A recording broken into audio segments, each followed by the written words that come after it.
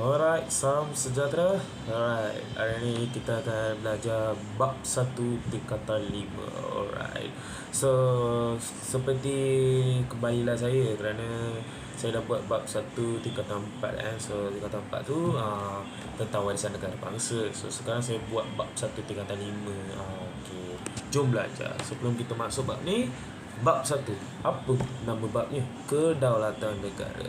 Okey, sebelum kita masuk kedaulatan negara, apa maksudnya daripada perkataan ni? Seperti sebelum kita dah belajar dalam bab 1 tingkatan 4, kedaulatan. Okey, pernah dengar kan? Kesultanan Melayu Melaka, salah satu ciri kedaulatan. So, kedaulatan tu dalam kita dah, secara umum kita dah tahulah, kuasa tertinggi.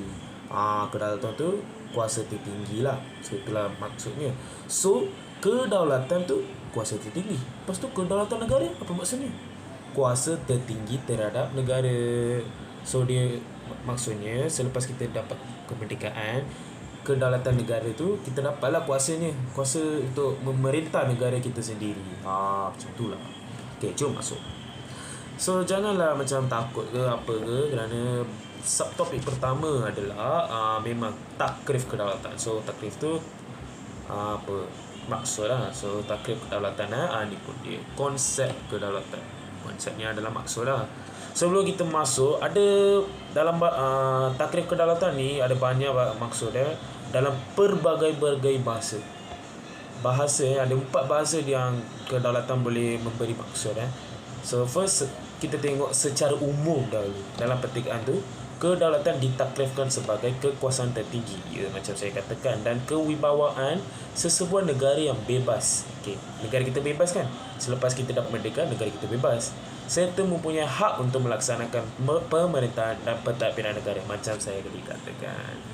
Okey, still continue. Kedaulatan negara kita dapat dilihat dengan lebih jelas sejak zaman Kesultanan Melayu Melaka. Tengok kedaulatan negara kita.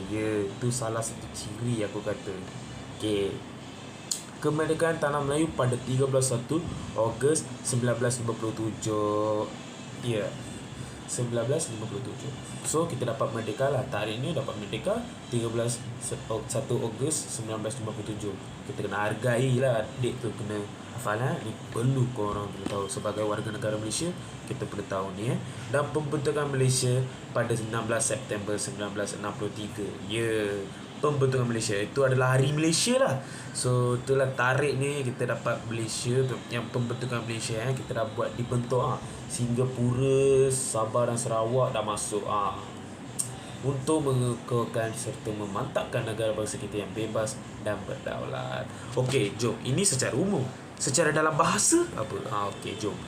Takrif kedaulatan bahasa Yunani. Okey, dalam bahasa Yunani itu kedaulatan ialah supremanas atau supremanas. Okey, ini kena hafal lah. Supremanas atau supremanas yang bermaksud agung atau tertinggi. So supremanas atau supremanas tu bermaksud agung atau tertinggi. Apa maksud pula agung atau tertinggi? Perkataan ini merujuk negara yang bebas dan merdeka. So negara ni bebas dan merdeka lah. Itulah maksudnya.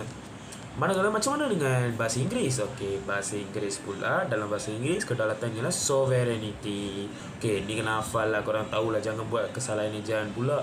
Sovereignty kena hafal lah macam mana eja. Okey, sovereignty yang bermaksud negara mempunyai kuasa penuh terhadap pemerintahan. So kuasa penuh lah dia ada tu. So dia mempunyai salah satu negara yang mempunyai kuasa penuh terhadap pemerintahan. Dia boleh memerintah dengan sendiri. Okey, macam ada pilihan raya semua, dia orang macam buat adalah prosesnya untuk memilih pemimpin untuk negara kita. Okey, macam mana dengan bahasa Arab? Bahasa Arab, perkataan kedaulatan dalam bahasa Arab berasal daripada kata daulah.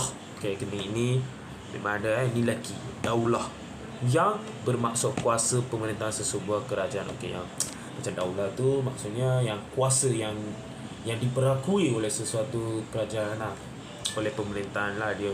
So bahasa Melayu, okey, bahasa kebangsaan kita dalam Malaysia. Kedaulatan merujuk perkataan daulat yang bermaksud kekuasaan tertinggi terhadap pemerintahan negara. Macam sama je, kekuasaan tertinggi terhadap pemerintahan negara. So daulat lah. Okey, so daulat lah maksudnya. Okey, ni pun dia.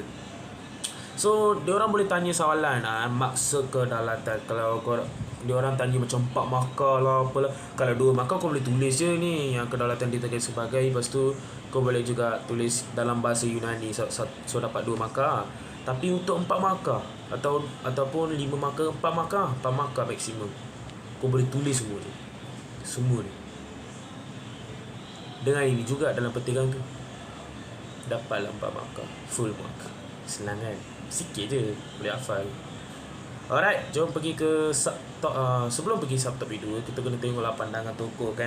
Macam banyak pandangan tokoh terhadap kedaulatan. Okay, yang sesuai dengan zamannya. Okay, zaman-zaman dahulu pun ada kedaulatan merupakan kuasa tertinggi dalam sistem pemerintahan sesebuah negara. Ya, sama je macam dengar je. Kedaulatan merujuk kerajaan yang terikat oleh undang-undang. Okey, kerajaan merujuk terikat oleh undang-undang kan. Raja perlembagaan. Korang akan belajar dalam future. In future you will understand what I'm trying to say.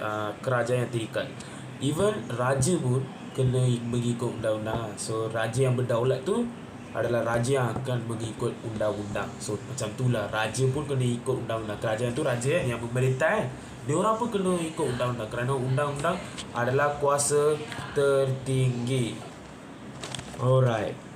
Itu dikatakan oleh Aristotle So Aristotle ahli falsafah Yunani. So bahasa Yunani dia pun sama je kot. Okay, macam mana dengan Ibnu Khaldun? Ya, dia adalah salah satu tokoh ilmu agama lah kot. Kedaulatan merupakan kekuatan dan kekuasaan sesebuah negara yang berasaskan semangat kekitaan bangsa ni. So dia kata perpaduan, kita akan mengukuhkan perpaduan antara kaum. So itulah dia kata kedaulatan tu mempunyai kuasa sesebuah negara yang berasaskan semangat kekitaan bangsa ni. Kekuatan semangat kekitaan yang diiringi dengan kekuatan semangat beragama menyebabkan sesuatu bangsa rela untuk berkorban demi mencapai cita-cita yang sama. Okay, dia kata perpaduan, kedaulatan ini memberi perpaduan yang mengukuhkan perpaduan kita dalam negara. So dia boleh untuk dia rela untuk berkorban. Okay, dia boleh berkorban demi mencapai cita-cita yang sama, macam cita-cita untuk ke arah kerajaan dekolonisasi, ke arah berkerajaan sendirilah. Itulah kedaulatannya. Okay, macam mana dengan Gilles Baudin? Dia ahli falsafah politik Perancis. Kedaulatan merupakan kuasa tertinggi dalam sebuah negara. Kedaulatan mempunyai sifat kekal dan mempunyai kuasa tidak terbatas untuk membuat undang-undang. Okay, dia ada kuasa yang tidak terbatas untuk membuat undang-undang. So, like tidak terbatas tu not limited. Macam tak limit lah. Tidak mempunyai had lah untuk dia buat. So, mentafsir dan melaksanakannya. Okay. Kedaulatan dibina ni Tunku Abdul Rahman, Perdana Menteri Malaysia pertama yang memberi kemerdekaan. Dia bapa kemerdekaan kita. So bapa Malaysia juga pun dikatakan lah, ya, bapa Malaysia, bapa kemerdekaan memang. So kedaulatan dibina berdasarkan prinsip kebebasan dan keadilan yang sentiasa memperjuangkan kebajikan dan kesejahteraan rakyat. So keharmoni lah rakyatnya. So kedaulatan ni dibina dengan bebas. Okay, ada hak suara tu semua kebebasan dia orang lah. Their opinions, keadilan, kejujuran lah. Need to be adil. Kalau tak adil, kalau tak teratur ke apa ke, tak ada adil, tak ada kedaulatan lah negara tu. Tapi negara kita berdaulat. Okay, macam mana dengan Tun Dr. Muhammad Saleh Abbas, mantan ketua hakim negara. Dia adalah salah satu ketua hakim, judge lah dia tu. Okay, kedaulatan merupakan asas negara yang merdeka. Merdeka, kedaulatan merdeka, negara yang merdeka dan bebas lah. Bebas dari penjajah asing. Memiliki kebebasan pada peringkat antarabangsa bersama dengan hak dan kuasa untuk mengatur urusan dalam negeri tanpa terujuk asing. Macam saya katakan lah, peringkat antarabangsa macam penjajah asing akan takkan campur tangan dengan hal-hal negara kita. So kita handle lah kita sendiri, negara kita lah ni. So negara kita macam ni, negara kita boleh handle. So tanpa terujuk asing, tanpa penjajah asing. Macam British lah, dulu British datang dan macam you kena buat bagi saya ni, you kena buat ini, you kena buat di ladang, macam tu banyak salah kan, puluh hari negara kita. Okay, sama je ni. So jom kita bagi jenis kedaulatan. Okay, Okay, empat jenis kedaulatan. Kalau korang nak hafal, korang boleh guna formula TAMU. Kedaulatan TAMU. TAMU tu apa tahu? Tradisional, antarabangsa, moden, undang-undang. Ni empat ni. TAMU. So hafal lah. Kalau tulis lah mana-mana kau hafal lah. Senang je. Tradisional, kedaulatan tradisional. Kedaulatan tradisional merujuk sistem pemerintahan berkuasa mutlak. Okay, ini tradisional yang dulu-dulu punya ni. Ni dulu-dulu kan raja kita bermutlak kan. Dia full power, dia akan kuasa penuh kan. Berkuasa mutlak tu full power. So full power, dulu full power, sekarang daulat. Dulu full power, yang menguasai sepenuhnya segala urusan negara, full power. Kedaulatan ini wujud sejak tamadun awal manusia. Okey. Kedaulatan negara itu pula berpaksi pada kedaulatan Raja-Raja Melayu. Raja-Raja Melayu tu yang sembilan orang raja tu lah. Kedaulatan terletak pada kekuasaan dan kewibawaan raja. Alright, betul. Raja merupakan pemerintah yang mempunyai kuasa tertinggi, betul. Kedudukan dan kedaulatan raja berkukuh oleh tak certik rakyat. Ini macam kita belajar dalam ciri negara bangsa yang macam kalau raja nak kukuh kan, rakyat perlu taat lah. Raja perlu memperoleh ketaatan rakyat dan kesetiaan rakyat. Lepas tu pembesar pun kena tolong raja lah. Itulah. So itulah kedaulatan tradisional. Macam mana dengan kedaulatan moden? Okay, kedaulatan moden dikaitkan dengan idea kemunculan negara bangsa selepas revolusi keagungan. Ni nasionalisme ni. Revolusi keagungan England. Okay. Dan revolusi Perancis. Kedaulatan juga dikaitkan dengan hak rakyat. Kalau korang nak more information, korang check lah bab 2. Dia ada lah revolusi keagungan di England dan revolusi Perancis. Kedaulatan juga dikaitkan dengan hak rakyat dan kerajaan berperlembagaan. Kerajaan berperlembagaan tu, kerajaan pun ikut undang-undang. Macam siapa dikatakan tu, Aristotle. Macam Aristotle kata kan. Okay, sama je. Selepas Perang Dunia Kedua, okay, Perang Dunia Pertama, kedaulatan dikaitkan dengan nasionalisme yang menggunakan unsur persamaan rumpun bangsa dan bahasa untuk membentuk negara bangsa masing-masing. Okay. So nasionalisme tu korang tahu kan, semangat cinta akan negara. Korang tahu tu. Kedaulatan negara kita sebagai sebuah negara bangsa yang pula lahir hasil gabungan negeri yang dikenali sebagai Persekutuan Tanah Melayu 1957 dan Persekutuan Malaysia 1963. Ya, betul lah. So Persekutuan Tanah Melayu tu 1957 tu dengan 63 ya. So 1557 dengan 63 apa difference-nya? Okay, difference-nya pada tahun 63 ada Sabah, Sarawak dan Singapura tu lah. Itulah difference-nya. So dan Persekutuan Tanah Melayu tu tukar jadi Malaysia. Tu je. Kedaulatan undang-undang. Alright. Kedaulatan undang-undang tu undang-undang lah. So kedaulatan undang-undang bermaksud kerajaan dan rakyat terikat oleh undang-undang yang perlu dipatuhi. Okey. Undang-undang perlu dipatuhi kalau tak dipatuhi memang hukuman ada hukuman. Kedaulatan undang-undang menjamin keadilan dalam kehidupan masyarakat serta menjadikan negara aman, stabil dan makmur. Undang-undang ni memainkan peran yang paling penting lah dalam negara kita ni. Kerana itulah yang kuasa tertinggi kan. Undang-undang ni kuasa tertinggi sekarang kalau nak belajar lah. Badan kehakiman yang bebas dan berwibawa. Badan kehakiman korang tahu tak yang lawyers, like law, it's about law. So diwujudkan untuk memelihara dan melaksanakan kedaulatan undang-undang. Okay. Dia macam tolong lah, tulang belakang lah undang-undang ni. Kedaulatan undang-undang menjadi prinsip keempat dalam rukun negara. Betul lah. So kedaulatan undang-undang ni menjadi prinsip keempat kan. Macam kepercayaan kepada tua, kesetiaan kepada raja dan negara, keluhuran perlembagaan, kedaulatan undang-undang. Kalau nak more detail, kalau korang nak uraikan kan, ada bab, ada salah satu bab dalam form 5 kita akan belajar tentang prinsip rukun negara. So prinsip rukun negara tu adalah uraian dia, so korang akan lebih detail lah. Kedaulatan antarabangsa. Ya. Kedaulatan antarabangsa merujuk pengiktirafan Pertubuhan Bangsa-Bangsa Bersatu. Okay, PBB ni kan. PBB ni kita akan belajar bab 9 tingkatan 5, tak salah saya. So PBB ni memang important really important really important. So terhadap sesebuah negara yang tidak boleh dicabuli oleh negara lain lah. So macam dia orang buat salah satu perjanjian untuk protect us from other countries to control us. Deklarasi Hubungan Persahabatan PBB 1970 mengesahkan prinsip persamaan kedaulatan dari segi undang-undang antarabangsa. Antarabangsa kita kan dalam sekarang kan kita main banyak undang-undang ni perlu dipertahankan dalam negara kita juga. Keanggotaan negara kita dalam PBB membuktikan bahawa dunia mengiktiraf negara kita sebagai negara yang bebas, merdeka, berdaulat. So antarabangsa pun macam dah tahu dah. Okey, ni dalam perjanjian PBB ni kita ada orang dah tahu, oh negara kita ni, oh negara Malaysia ni dah negara yang dah bebas daripada penjajah dah. So dia orang tak boleh dicabuli lah. Kalau masuk je ada masalah, adakah masalah lah, ada perang lah macam tu.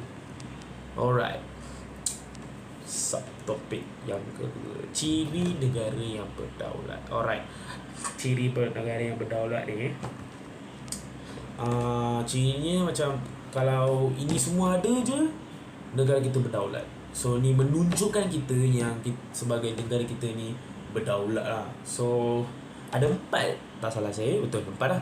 So 4, so jom kita saksikan. Mempunyai pemerintahan tu, pemimpin lah yang kita kontrol kita sekarang. Pemerintahan negara berdaulat diwujudkan untuk menjaga kestabilan politik, keamanan, pertahanan dan ekonomi. Pemerintahan ini dijalankan secara teratur. Okey, teratur kena fokus, dan macam tak nak huru-hara kan. Kalau huru-hara, negara pun jadi huru-hara. So masalah Malaysia sebagai sebuah negara persekutuan mengamalkan sistem raja perlembagaan dan demokrasi berparlimen. Ketua utama negara ialah Duli Yang Maha Mulia Seri Paduka Baginda Yang di-Pertuan Agong. So Yang di-Pertuan Agong ni ketua utama negara kita lah. Okay, so dia pun salah satu raja, tapi dia akan ada yang di-Pertuan Agong. Apabila macam if he has his turn, he will become Yang di-Pertuan Agong. So macam tu lah. Ketua kerajaan ialah Perdana Menteri. So ketua kerajaan tu Perdana Menteri lah, yang dibantu oleh Jemaah Menteri. Jemaah Menteri tu menteri-menteri. So banyak menteri, macam contohnya Menteri Pendidikan, Menteri Kesihatan, macam tu. Okey, negara yang berdaulat juga perlu mempunyai sempadan. Sempadan merupakan, kalau korang tanya apa tu sempadan, sempadan merupakan garis pemisah antara negeri atau negara. Okey, macam border. In English border. Yang ada Singapura pun ada border, kita ada border, negara-negara jiran kita semua ada border juga Kalau kita masuk negara dia orang tanpa dia orang ketuai, tanpa permission dia orang boleh attack kita. So salah kita lah, kita tak boleh pergi ke border dia, lepas tu kita masuk tanpa macam permission. Tak ada permission, tak boleh masuk lah. So itulah bordernya. Kita tak boleh kacau dia orang punya border. Malaysia merupakan negara yang berkongsi sempadan darat, air, udara dengan negara jiran. Okay. Air ada, udara pun ada, darat pun ada, iaitu Singapura, Thailand, Indonesia, Brunei, Filipina. Okay, ini semua negara yang jiran kita, negara jiran kita. Sempadan Malaysia diakui oleh masyarakat antarabangsa, khasnya PBB. Penetapan sempadan memudahkan urusan pemerintahan, pentadbiran, pertahanan dan pembangunan ekonomi negara kita. Sempadan ni memang diakui oleh masyarakat antarabangsa, memang PBB lah.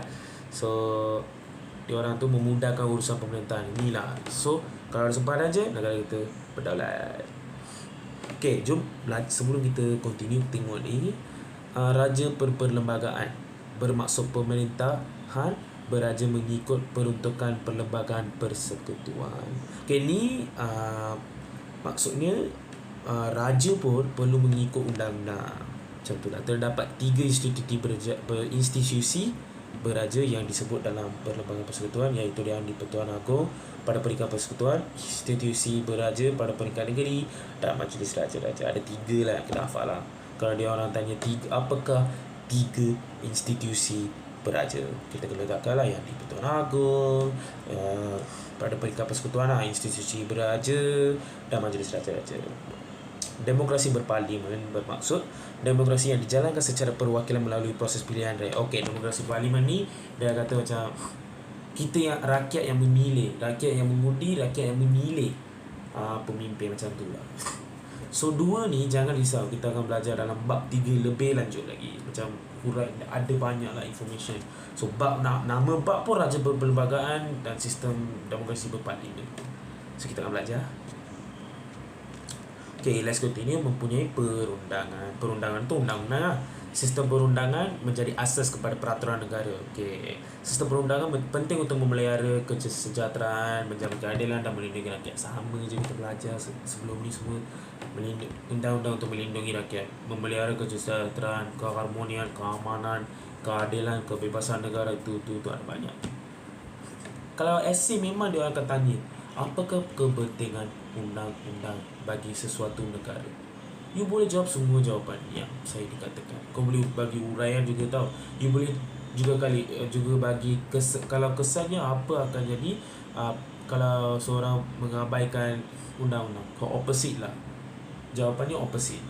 Tidak dapat memelihara kesejahteraan rakyat lah, negara lah. Okey, penjajah asing akan masuk lah, itulah huru-hara negara kita, ekonomi terjejas, macam itulah. Sama je. Okey, asas kepada sistem perundangan negara kita, perpandukan Perlembagaan Persekutuan. Okey, perlembagaan ni kita ni Perlembagaan Persekutuan lah. So parlimen bertanggungjawab mengubal dan menentukan sistem perundangan negara kita. Parlimen lah, separlimen. Dia orang boleh juga tanya soalan macam siapa yang bertanggungjawab untuk mengubal dan menentukan sistem apa. So ni memang akan objektif lah. So objektif memang parlimen. Jangan tulis yang lain pula. Jangan tulis raja pula. Raja tu lama. Kalau dia tanya tentang macam selepas dapat merdeka, kau kena jawab parlimen lah. Raja tu dulu. Okey, mempunyai rakyat. Okay, rakyat memang kalau negara yang berdaulat memang ada rakyat lah. Salah satu memang kena ada rakyat. Kalau tak ada rakyat memanglah tak boleh negara kita.